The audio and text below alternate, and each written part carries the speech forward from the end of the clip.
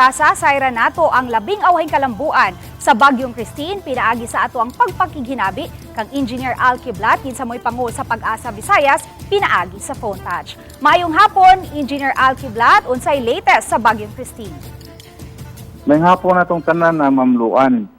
Base sa ato ang Tropical Cyclone Bulletin number 13 nga gi-issue na to ganinang karong alas 5 sa hapon nagkakusog si Christine og nahimo na kaning tropical severe storm. Doon na kinigikusgon nga hangin na dool siyang sentro nga 95 kilometers per hour o ang gustiness nga 115 kilometers per hour o naa na kini mahimutang karon sa 175 kilometers east of Itiagi, Isabela.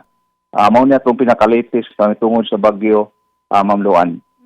So, Engineer Al, ang Bagyong Christine sa wa pa siya makalandfall, daghan na siya mga areas nga gipabahaan, unya daghan sang mga areas ang napaubos sa storm signal. Unsay characteristic ni ining maong bagyo, Engineer Al?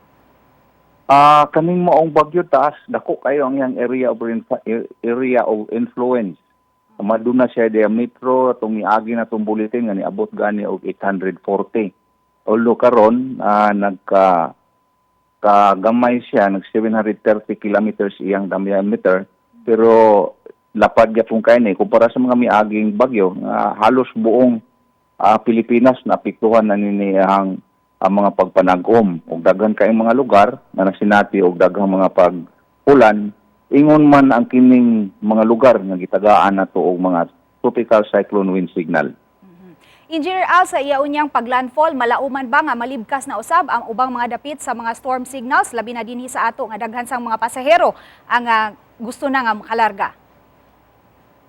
Mamluan, ato na expected no nga mulandfall karong gabi or umasayo sa buntag ditong dapita sa Isabela, Aurora.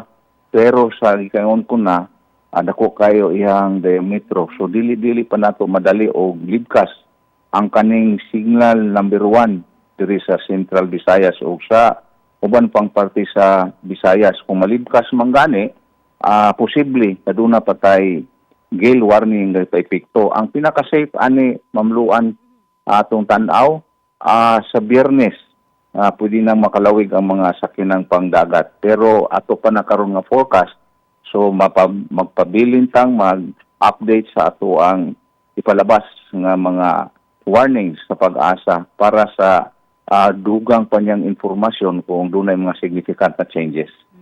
Engineer Al, sa iyang paggawas karong Biyernes, malauman ba nato nga maayo na ang dagan sa panahon? Unya wala na bay daotang panahon nga atong ma-expect panahon sa kalag-kalag? Sinatin naman nato ang improved weather condition in terms of sa mga pag-ulan. Minus man tong ulan diri sa Central Visayas, sa Eastern Visayas, nilurang na sa mga pag-ulan. Kinilang bantayanan sa nato kining hangin. Kay kining bagyo sa nagpadulong pa ang hangin mag-experience sa kaning north winds.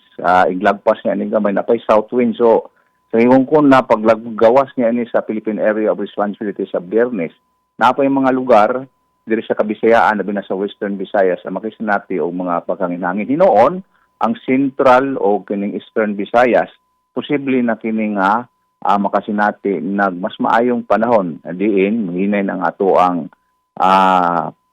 hangin o mga isolated rain showers ang ato masinati. Okay, daghang kayong salamat, Engineer Al Kiblat, ang pangu sa Pag-asa Visayas.